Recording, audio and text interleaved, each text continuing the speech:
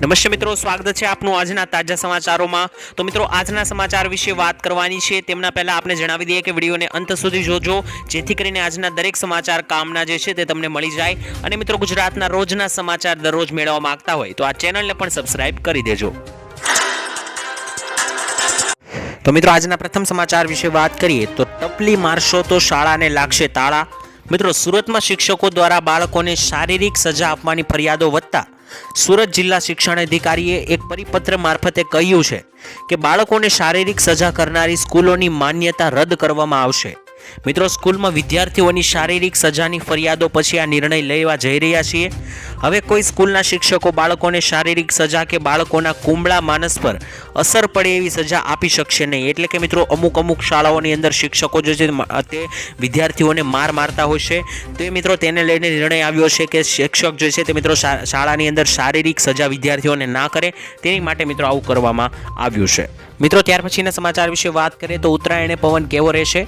મિત્રો, અંબાલાલ પટેલે કહ્યું કે ઉત્તરાયણના દિવસે પવનની ગતિ સાધારણ રહેવાની છે, એટલે કે મધ્યમ પવન રહેશે। સવારમાં સારો પવન રહેશે, પરંતુ બપોરના સમય બાદ મંદ પડી જશે અને સાંજના સમયે પાછો સારો એવો પવન મિત્રો ઉત્તરાયણના દિવસે પકડશે, તેવું મિત્રો અંબાલાલ પટેલ દ્વારા કહેવામાં આવ્યું છે। મિત્રો, ત્યાર પછીના સમાચાર વિશે વાત કરીએ તો મોટો નિર્ણય લેવામાં આવ્યો છે, 50,000 રૂપિયા સુધીની સહાય મળશે। મિત્રો, સમાજમાં તમામ ધર્મોની સમાનતા અને સામાજિક સમરસતાને પ્રોત્સાહન આપવા માટે સમાજ કલ્યાણ વિભાગ દ્વારા મુખ્યમંત્રી સમૂહ લગ્ન યોજવામાં આવે છે। આ અંતર્ગત મિત્રો ચાલુ નાણાકીય વર્ષ 2023-24 માટે રાજ્ય માટે ટોટલ મિત્રો જોઈએ તો 1,09,883 લક્ષ્યાંક નિર્ધારિત કરવામાં આવ્યા છે, જેમાં મિત્રો સમાજ કલ્યાણ વિભાગ દ્વારા વારાણસી જિલ્લામાં કુલ 1500 યુગલોના સમૂહ લગ્નના કાર્યક્રમ યોજાશે। આ ઉપરાંત મિત્રો આ યોજનાનો લાભ રાજ્યના તેવા તમામ પરિવારોને મળશે જેમની વાર્ષિક આવક 2 લાખ રૂપિયા સુધીની છે અને દીકરીની ઉંમર 18 વર્ષ અને વરની ઉંમર 21 વર્ષથી વધુ છે।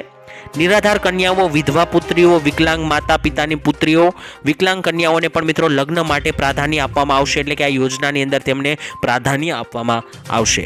મિત્રો, ત્યાર પછીના સમાચાર વિશે વાત કરીએ તો ખેડૂતોના ખાતામાં પૈસા આવશે।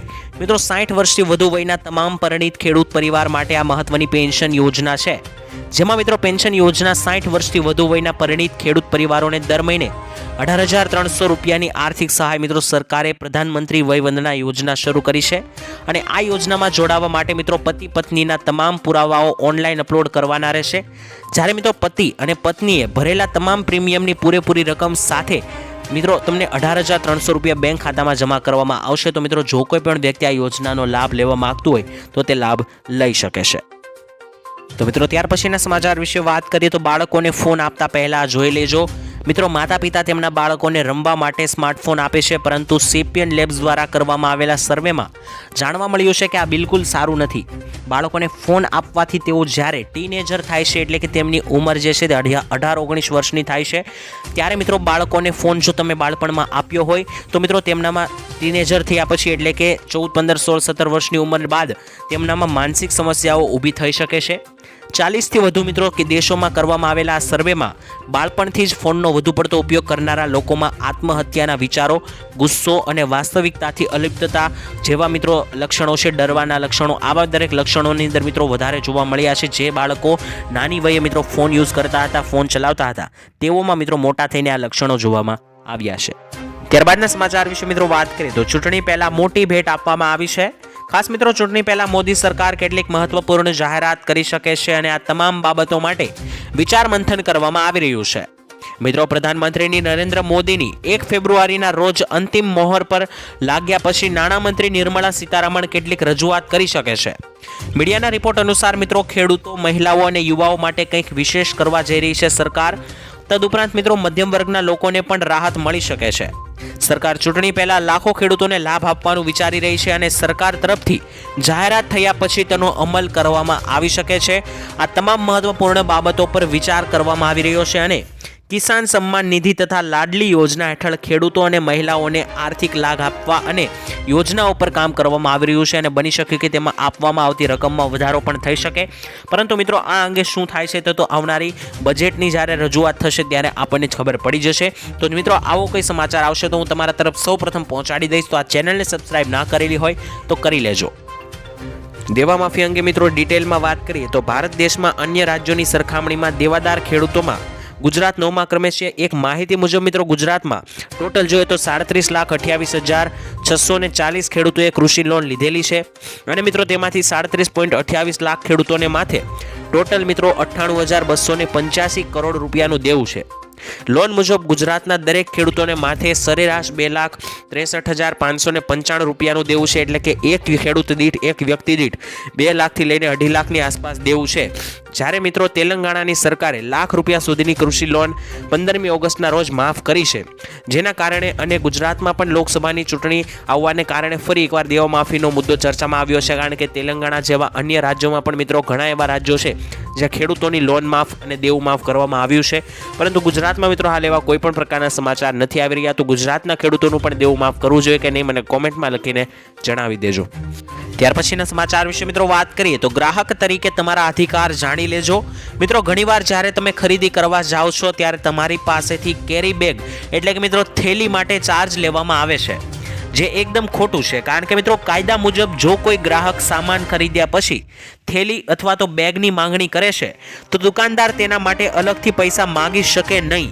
જો ગ્રાહક હાથમાં સામાન લઈ જઈ શકતો ન હોય તો દુકાનદારે મકેરી બેગ આપવી પડશે અને મિત્રો અન્યથા તમે ગ્રાહક ફોરમમાં જઈને દુકાનદાર વિશે ફરિયાદ કરી શકો છો। એટલે કે મિત્રો તમે જ્યારે કોઈ સામાન લેવા દુકાનમાં જાઓ ત્યારે ઘણી વખત તમને થેલી નથી આપવામાં આવતી, પરંતુ મિત્રો એક ગ્રાહક તરીકે તમારો હક બને છે કે તમે થેલી માંગો અને જો તે ના આપે તો મિત્રો તેના વિરુદ્ધ તમે ગ્રાહક ફોરમમાં જઈને મિત્રો નોંધ પણ કરાવી શકો છો। મિત્રો ત્યાર પછીના સમાચાર વિશે વાત કરીએ તો છેતરાશો નહીં, આ વાત જાણી લેજો। મિત્રો સોશિયલ મીડિયામાં એક મેસેજ અત્યારે ખૂબ જ વાયરલ થઈ રહ્યો છે, જેમાં સ્ટારવાળી એટલે કે સ્ટારના ચિહ્નવાળી 500 રૂપિયાની નોટ અમાન્ય છે તેવું કહેવામાં આવ્યું છે। લોકો મિત્રો આ મેસેજને વોટ્સઅપ પર સોશિયલ મીડિયામાં ખૂબ જ ફોરવર્ડ કરી રહ્યા છે અને પીઆઈબી ફેક્ટ ચેક અનુસાર વાયરલ થયેલા મેસેજ ખોટો છે। સ્ટાર ચિહ્નવાળી 500 રૂપિયાની નોટ ડિસેમ્બર 2016થી ચલણમાં છે અને જેની પાસે આ નોટો છે તેમણે કોઈ ચિંતા કરવાની જરૂર નથી, કારણ કે દરેક નોટો મિત્રો અત્યારે ચાલે જ છે। આ એક અફવા છે, હજુ અત્યારે મિત્રો કોઈ પણ આવો નિર્ણય નથી લેવાયો કે 500 રૂપિયાની નોટ અંગે આવું કોઈ, એટલે કે મિત્રો ગમે તમારી પાસે આ સ્ટારવાળી નોટ હોય તો તમારે ગભરાવાની જરૂર નથી, આ એક અફવા સ્વરૂપે તમે ગણી શકો। તો મિત્રો ત્યાર પછીના સમાચાર વિશે વાત કરીએ તો મહિલાઓને મળશે 37,000 રૂપિયાની સહાય। મિત્રો તમારા ઘરમાં અથવા તો કોઈ સગા સંબંધીના ઘરમાં જો કોઈ બાળકનો જન્મ થયો હોય અથવા તો થવાનો હોય તો તેમને મળશે રૂપિયા 37,000ની સહાય। મિત્રો શ્રમયોગી પ્રસૂતિ યોજના અંતર્ગત બાળકને જન્મ આપતી સમયે મહિલાઓને મળે છે 37,500 રૂપિયાની સહાય અને આ યોજનાનો લાભ લેવા માટે તમારે એક ઓનલાઈન ફોર્મ ભરી સબમિટ કરવાનું હોય, જેમાં મિત્રો તમારે મમતા કાર્ડ, ડોક્ટરનું પ્રમાણપત્ર, રાશન કાર્ડ, પાસબુક, મહિલાઓનું આધાર કાર્ડ તેમજ સોગંદનામું આ તમામ ડોક્યુમેન્ટની જરૂર પડશે। અને મિત્રો જ્યારે તમે કરેલી અરજી એપ્રુવલ આવશે ત્યારે તમે આપેલા બેંક એકાઉન્ટ નંબર પર 37,500 રૂપિયા જમા કરી દેવામાં આવશે, જેમાં બાળકના જન્મ પહેલા 17,500 અને બાળકના જન્મ બાદ 20,000 રૂપિયા એમ 2 હપ્તા રૂપે જમા કરવામાં આવશે। આમ મિત્રો આ યોજના હેઠળ ટોટલ 37,500 રૂપિયાની સહાય મહિલાઓને આપવામાં આવે છે। મિત્રો ત્યાર પછીના સમાચાર વિશે વાત કરીએ તો નવા વર્ષે ખેડૂતોને ફાયદો થશે। મિત્રો ખાસ વાત કરીએ તો નવું વર્ષ દેશના ખેડૂતો માટે ઘણી બધી ભેટો લઈને આવ્યું છે। ખાસ મિત્રો મોદી સરકારે કૃષિ ક્ષેત્રને મજબૂત કરવા અને ખેડૂતોની આવક વધારવા માટે 2024માં પોતાની તિજોરી ખોલવાની સંપૂર્ણ યોજના બનાવી છે। આ અંતર્ગત મિત્રો ખેડૂતોને 6,000 રૂપિયાના બદલે વાર્ષિક 9,000 રૂપિયા આપવામાં આવશે। તદુપરાંત મિત્રો પાક વીમાનો વ્યાપ પણ વધારવામાં આવશે।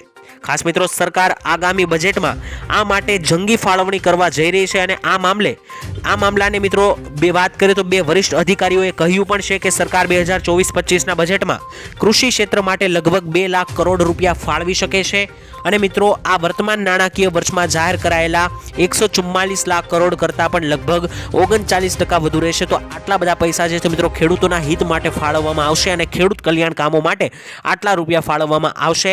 ખાસ મિત્રો વાત કરીએ તો ખેડૂતોની આવક વધારવામાં પણ મિત્રો મદદરૂપ થશે આ નાણાં અને ખેડૂતોને જે પાક વીમાનો વિસ્તાર મળતો હતો તે વિસ્તાર પણ વધારવામાં આવશે। તો મિત્રો ખાસ વાત કરીએ તો આ વર્ષ લગભગ ખેડૂતો માટે સારું જઈ શકે છે, કારણ કે ચૂંટણી પણ નજીક છે અને બજેટ પણ મિત્રો હવે નજીક છે। તો મિત્રો ત્યાર પછીના સમાચાર વિશે વાત કરીએ તો 15,000 રૂપિયાની સહાય મળશે। મિત્રો વડાપ્રધાન નરેન્દ્ર મોદીએ સ્થાપત્ય કારીગરો, સુથારો, સુવર્ણકારો, લોહાર, ચણતર વગેરે માટે વિશ્વકર્મા યોજના, સન્માન યોજના, શરૂ કરી છે.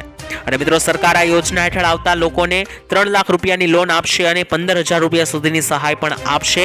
અને મિત્રો આ લોન માત્ર 5% વ્યાજ દરે મળશે. તમને જણાવી દઈએ કે આ યોજનામાં પથ્થરની કોતરણી કરનાર શિલ્પકારો, નાઈઓ અને નાવિકોને લગતા 18 ક્ષેત્રોનો સામેલ કરવામાં આવ્યો છે કે આવા દરેક કામદારોને અથવા તો કારીગરોને મિત્રો સહાય આપવામાં આવશે આ યોજનાની અંદર. તો મિત્રો તમારે પણ આ યોજનાનો લાભ લેવો હોય તો મિત્રો તમે લઈ શકો છો. તો મિત્રો ત્યાર પછીના સમાચાર વિશે વાત કરીએ તો કૃષિ મંત્રીની મોટી જાહેરાત. મિત્રો ઘાસચારાની અછત અને બગાડ અટકાવવા ચાક કટર સહાય યોજના અમલમાં આવી છે. તેની જાહેરાત મિત્રો કૃષિ મંત્રી રાઘવજીભાઈ પટેલે કરી છે. અને યોજના હેઠળ ઓછામાં ઓછા 5 પશુઓ ધરાવતા પશુપાલકોને 18,000 રૂપિયા સુધીની સહાય ચૂકવવામાં આવે છે. મંત્રીએ સ્પષ્ટ કરતા કહ્યું હતું કે ઘાસચારાને નાના નાના ટુકડા કરીને પશુઓને નિરણ કરવામાં આવે તો ઘાસચારાનો બગાડ અટકાવી શકાય છે.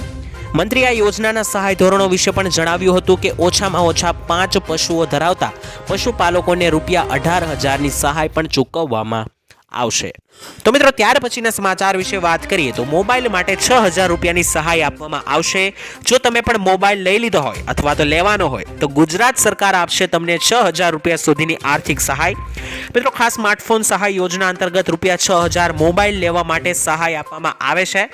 અને મોબાઈલ લઈ લીધો હોય અથવા તો લેવાનો હોય તો બંને કેસમાં આ સહાય મળવા પાત્ર થશે. જ્યારે આ યોજનાનો લાભ લેવા માટે તમારે એક ઓનલાઈન ફોર્મ ભરી સબમિટ કરવાનું રહેશે. થોડાક દિવસમાં તમને કરેલી અરજીઓ જ્યારે એપ્રુવલ થશે ત્યારે તમે આપેલા બેંક એકાઉન્ટ નંબર પર રૂપિયા 6,000 તમને જમા કરવામાં આવશે, જે મિત્રો તમારા મોબાઈલ સહાય યોજના અંતર્ગત તમારે સમજવાના રહેશે. મિત્રો ત્યાર પછીના સમાચાર વિશે વાત કરીએ તો ભાજપ ચલાવશે અભિયાન. મિત્રો લોકસભાની ચૂંટણી પહેલા ગુજરાત ભાજપ ગ્રામીણ મતદારોને આકર્ષવા માટે વિશેષ અભિયાન ચલાવશે. ખાસ મિત્રો ગામડે ચાલો અભિયાન અંતર્ગત પ્રદેશ પ્રમુખ CR પાટીલ, CM ભૂપેન્દ્ર પટેલ અને મંત્રીઓ સાથે પદાધિકારીઓ સાથે ગામડામાં રાત્રિ રોકાણ કરશે. સાથે જ પ્રવાસ દરમિયાન ગ્રામ સભાઓ યોજશે, ખાટલા બેઠકો યોજશે અને ઘરે ઘરે સંપર્ક કરીને ખેડૂત સંમેલન યોજવામાં આવશે. મિત્રો ભાજપ જાન્યુઆરીના અંતમાં કે ફેબ્રુઆરીના પ્રથમ સપ્તાહમાં આ અભિયાન શરૂ કરી શકે છે. મિત્રો આ અભિયાનની અંદર જે છે તે ગામડાના વોટર્સને એટલે કે ગામડાના મતદાતાઓને આકર્ષવા માટે ભાજપ આ મિત્રો અભિયાનો ચલાવશે, જેમાં ગામડે ગામડે જઈને દરેક મિત્રો ગામડાના નિવાસીઓ સાથે સભા યોજશે અને સાથે જ મિત્રો ખાટલા બેઠકો યોજશે, ઘરે ઘરે જઈને સંપર્ક કરશે.